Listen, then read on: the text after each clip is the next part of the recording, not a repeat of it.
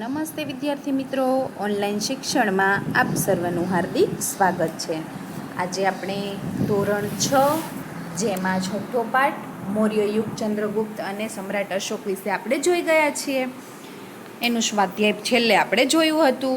તો હવે જોઈએ આપણે એસએમમાં, બરાબર છે? તો એસએમમાં બધા જ વિદ્યાર્થી મિત્રો છઠ્ઠો પાઠ ખોલશે અને મારી સાથે પેન્સિલ લઈ અને રિવિઝન કરવા માટે તૈયાર થઈ જજો. હવે આપણે પહેલો પ્રશ્ન આપણને આપેલો છે કે નીચેના દરેક પ્રશ્નના ઉત્તર માટે આપેલા વિકલ્પમાંથી સાચો વિકલ્પ શોધીને લખો. તો જેમાં આપણને પહેલો વિકલ્પ આપેલો છે કે બિંદુસારે અશોકની કયા પ્રાંતના રાષ્ટ્રીય તરીકે નિમણૂક કરી હતી? તો તેનો જવાબ આવશે બાળકો, નીચે 4 ઓપ્શન આપેલા છે તેમાંથી આપણે એક ઓપ્શન પસંદ કરવાનો છે. તો તેના જવાબમાં આવશે અવંતી. શું આવશે બાળકો? અવંતી. ત્યાર પછીનો બીજો વિકલ્પ છે અશોકના મોટા ભાગના અભિલેખોની ભાષા કઈ હતી? તો તેનો જવાબ છે પ્રાકૃત. ત્યાર પછી ત્રીજો વિકલ્પ ચાણક્ય કયા ગોત્રના હતા? તો તેનો જવાબ છે કૌટિલ્ય. કયા ગોત્રના હતા બાળકો? કૌટિલ્ય ગોત્રના. ત્યાર પછી ચોથો વિકલ્પ અશોકે કેટલામી બૌદ્ધ ધર્મ પરિષદ બોલાવી હતી? તો તેનો જવાબ છે ત્રીજી. ત્યાર પછી પાંચમો અશોકના પિતાનું નામ શું હતું? તો તેનો જવાબ આવશે બિંદુસાર. શું હતું બાળકો? બિંદુસાર. ત્યાર પછી છઠ્ઠો વિકલ્પ મૌર્ય વંશનો અંતિમ શાસક કોણ હતું? તો તેનો જવાબ છે બૃહદ્રથ. કોણ હતું? બૃહદ્રથ. ત્યાર પછી બીજો પ્રશ્ન આપણને આપેલો છે કે નીચે આપેલી ખાલી જગ્યા પૂરો. પેલી ખાલી જગ્યા કે સારનાથનો વિશાળ સ્તંભ સમ્રાટ ખાલી જગ્યા દ્વારા નિર્માણ કરવામાં આવ્યો હતો? તો તેનો જવાબ છે અશોક દ્વારા. કોના દ્વારા? સમ્રાટ અશોક દ્વારા નિર્માણ કરવામાં આવ્યો હતો. ત્યાર પછી બીજું, ખાલી જગ્યાનો સ્તંભ ભારતનું રાષ્ટ્રીય પ્રતીક છે. તો કોનો સ્તંભ ભારતનું રાષ્ટ્રીય પ્રતીક છે? તો કે સારનાથનો. કોનો? સારનાથનો. ત્યાર પછી ત્રીજું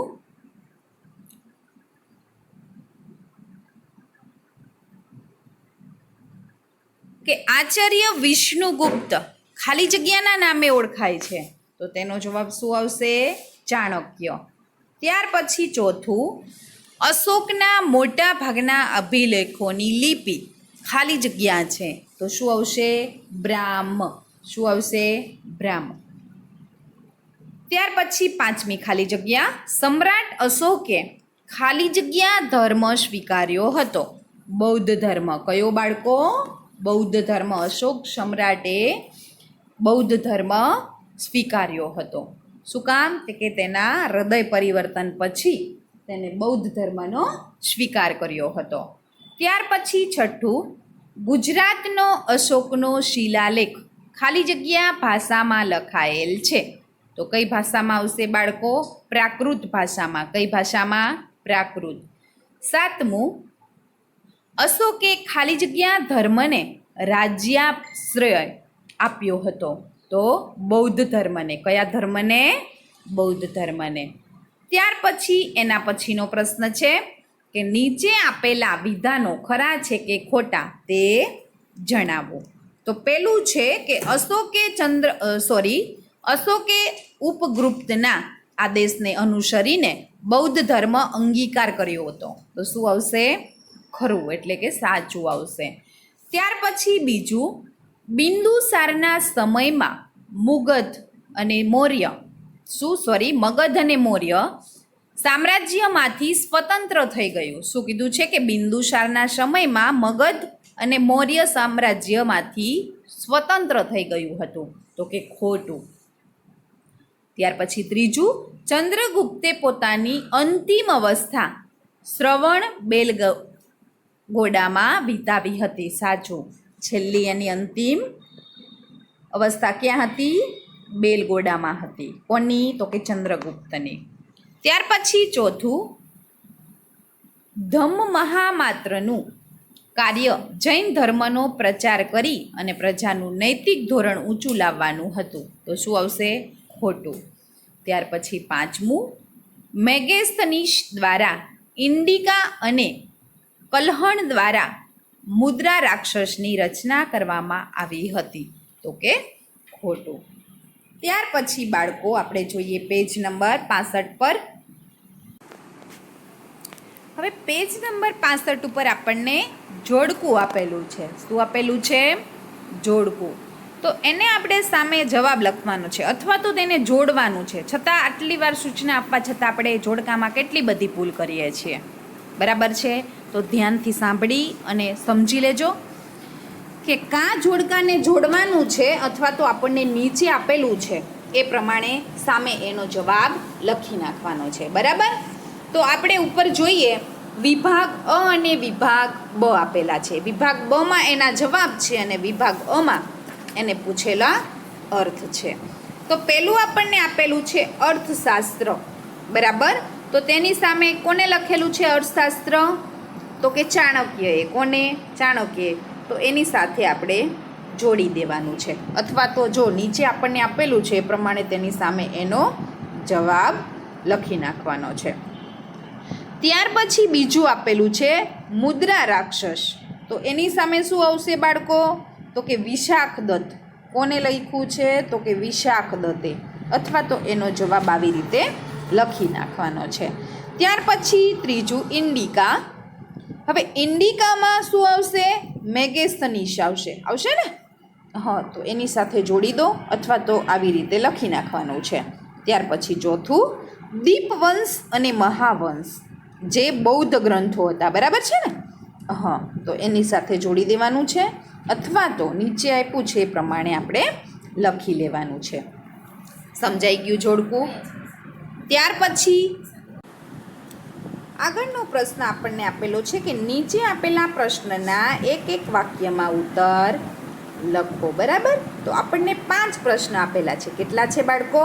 5. તો પહેલો પ્રશ્ન આપણે જોઈએ કે મૌર્ય સામ્રાજ્યને વહીવટી સરળતા ખાતર કેટલા વિભાગમાં વહેંચવામાં આવ્યું હતું બાળકો? તો કે 3 વિભાગમાં વહેંચવામાં આવ્યું હતું. કેટલા વિભાગમાં? 3 વિભાગમાં. તો તેનો જવાબ આવશે 3 વિભાગમાં. ત્યાર પછી બીજું, અશોકે ગૌતમ બુદ્ધના કયા કયા સિદ્ધાંતોના પ્રચાર પર ભાર મૂક્યો હતો? તો તેનો જવાબ આવશે કે અશોક ગૌતમ બુદ્ધના પ્રેમ, દયા, કરુણા, અહિંસા, સદાચાર, અનુકંપા વગેરે સિદ્ધાંતો પર તેને પ્રચાર પર ભાર મૂક્યો હતો. ત્યાર પછી ત્રીજું, બિંદુસારના સમયમાં તક્ષશિલાનો બળવો કોણે દબાવ્યો હતો? તો તેનો જવાબ છે કે બિંદુસારના સમયમાં તક્ષશિલાનો બળવો અશોકે દબાવ્યો હતો. સમ્રાટ અશોકે એનો બળવો દબાવ્યો હતો. ત્યાર પછી ચોથો, આધુનિક ભારતની મોટા ભાગની લિપિઓ કઈ લિપિમાંથી વિકસે છે? તો તેનો જવાબ છે કે જે આધુનિક ભારતની મોટા ભાગની લિપિઓ છે એ બ્રાહ્મી લિપિમાંથી વિકસે છે. 5મો પ્રશ્ન, ગુજરાતમાં અશોકનો શિલાલેખ ક્યાં આવેલો છે? તો આ બધું તમને બધાને ખ્યાલ હોવો જોઈએ. ક્યાં આવેલો છે? ચલો જોઈએ બાળકો. ખબર છે ક્યાં આવેલો છે? જૂનાગઢમાં ગિરનાર પર્વત તરફ જતા રસ્તામાં જ્યાં તળેટી આવે છે ત્યાં દામોદર કુંડ પાસે આવેલો છે. ક્યાં આવેલો છે? કે જૂનાગઢ ગિરનાર તમે કદાચ ગયા છો ને, ત્યાં રસ્તામાં તળેટીમાં દામોદર કુંડ આવે છે, ત્યાં આવેલો છે. ત્યાર પછી આગળ જોઈએ ઐતિહાસિક કારણો બાળકો. હવે ઐતિહાસિક કારણમાં આપણને પહેલું કારણ આપેલું છે કે સમ્રાટ અશોક ઇતિહાસમાં એક મહાન રાજા સાથી કહેવાય છે. તો તેનો જવાબ છે કે જ્યારે સમ્રાટ અશોકે ખટપટો કરી અને રાજ્ય મેળવ્યું અને તેનો વિસ્તાર વધાર્યો, વિસ્તાર કર્યો. બરાબર?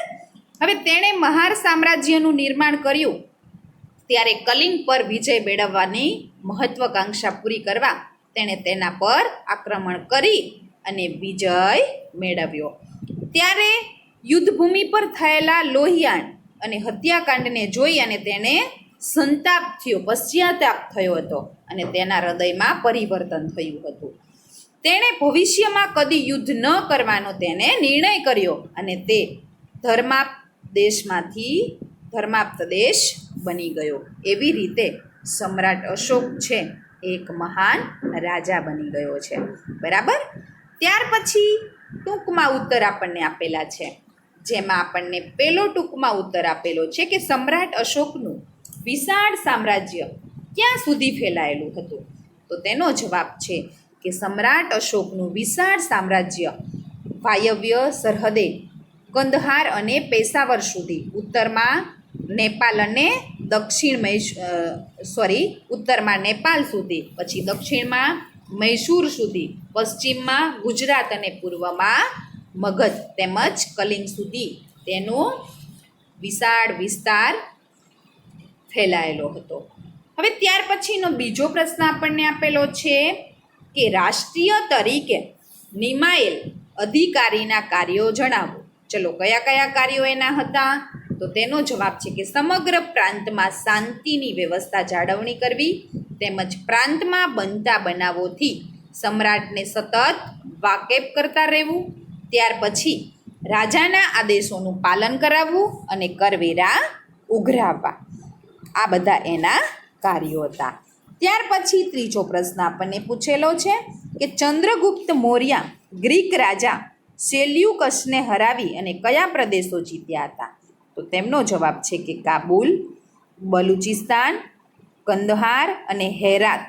આ 4 રાજ્યો જેને મૌર્ય ગ્રીક રાજાએ સેલ્યુકસને હરાવી અને આ 4 રાજ્યો જીત્યા હતા. ત્યાર પછી જોઈએ પેજ નંબર 66 પર.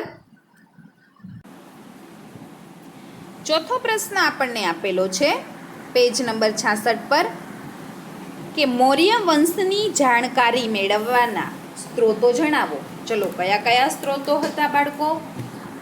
તો આપણે જોઈએ તો કે પહેલો કયો સ્ત્રોત હતો કે મૌર્ય સમ્રાટોએ જે કોતરાવેલ શિલાલેખ છે, સ્તંભાલેખો છે અને સ્તૂપો અને વિહારો વગેરે. બરાબર. ત્યાર પછી બીજું તો કે વિશાખદંતનું મદ્રા રાક્ષસનું નાટક એક છે. ત્યાર પછીનો ત્રીજો સ્ત્રોત કયો હતો? તે કે દીપવંશ અને મહાવંશ જેવા બૌદ્ધ ગ્રંથોનો. ત્યાર પછી ચોથો મેગેસ્તનિસનો ગ્રંથ ઇન્ડિકા અને પાંચમો હતો સ્ત્રોત કે કૌટિલ્યકૃત અર્થશાસ્ત્ર. બરાબર. આ 5 સ્ત્રોતો જે મૌર્ય વંશની જાણકારી મેળવવાના હતા. ત્યાર પછી પાંચમું બ્રાહ્મી લિપિ વિશે સમજ મેળવો. તો કે આધુનિક ભારતમાં જ્યારે મોટા ભાગની લિપિઓ બ્રાહ્મી લિપિમાંથી વિકસી છે.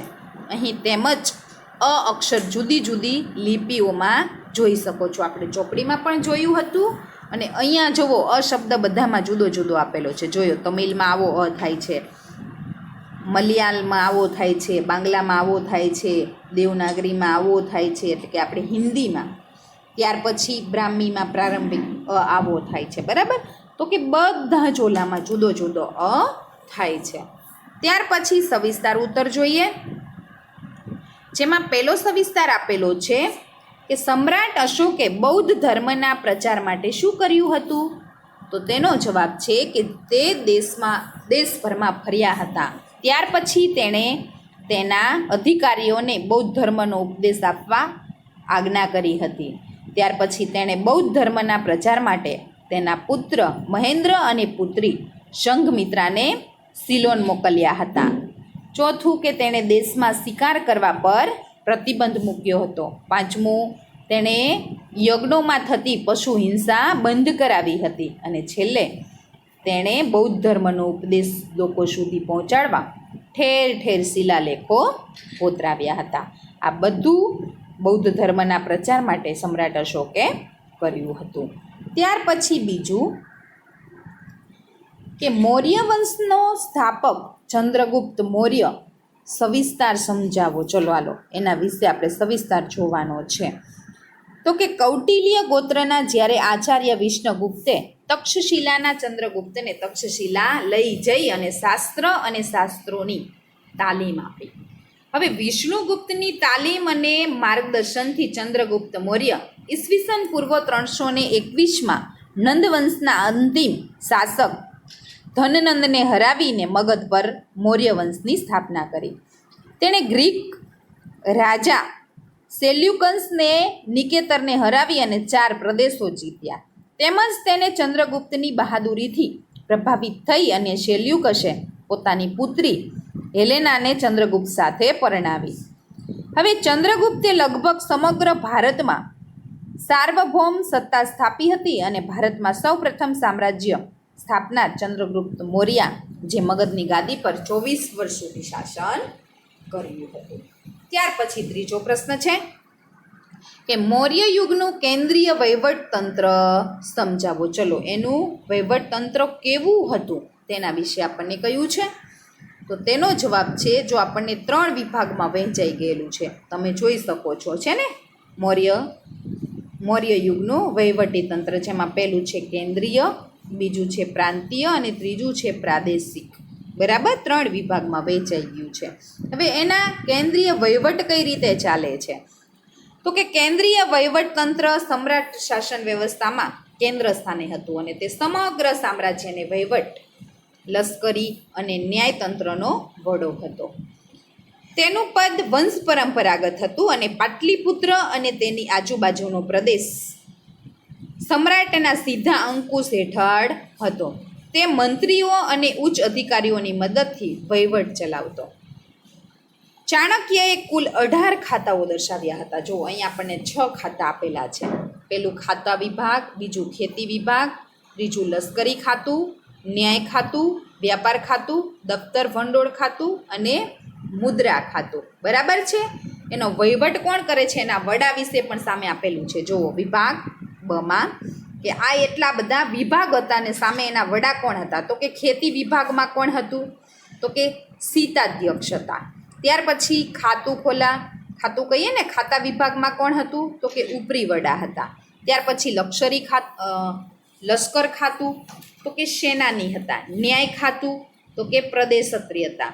વ્યાપાર ખાતું તો કે પણ્યાધ્યક્ષ હતા. દફતર ભંડોળ તો કે મહા અક્ષપટલ હતા. ત્યાર પછી મુદ્રા ખાતું મુદ્રાધ્યક્ષ હતા. આવી રીતે બધા જ ખાતાનો અલગ અલગ વિભાગ તરીકે તેઓ વહીવટ કરતા હતા. તો અહીંયા આપણે પાઠ 6નું રિવિઝન પૂરું કરીએ છીએ બાળકો. ઘરેથી તમારે એસએમમાંથી આપણે રિવિઝન ચાલુ કરીશું. તો એસએમમાંથી પાઠ 5 અને 6ના વિકલ્પો લખી અને પાકા કરવાના છે. બરાબર છે, ઓપ્શન લખવાના નથી. તો અહીંયા લેશન પણ તમારે સરસ વ્યવસ્થિત રીતે કરવાનું છે અને સાથે સાથે પાકું પણ કરતું જવાનું છે. 7મ 8મ પછી આપણી મંથલી બીજી આવશે. બરાબર, એટલે ઘરે વાંચજો, રખડતા નહીં. 7મ 8મ છે, 2 દિવસ રમજો, ના નથી. બરાબર છે. તો સાથે સાથે આપણે રિવિઝન પણ કરતા જઈશું. જય હિન્દ, વંદે માતરમ.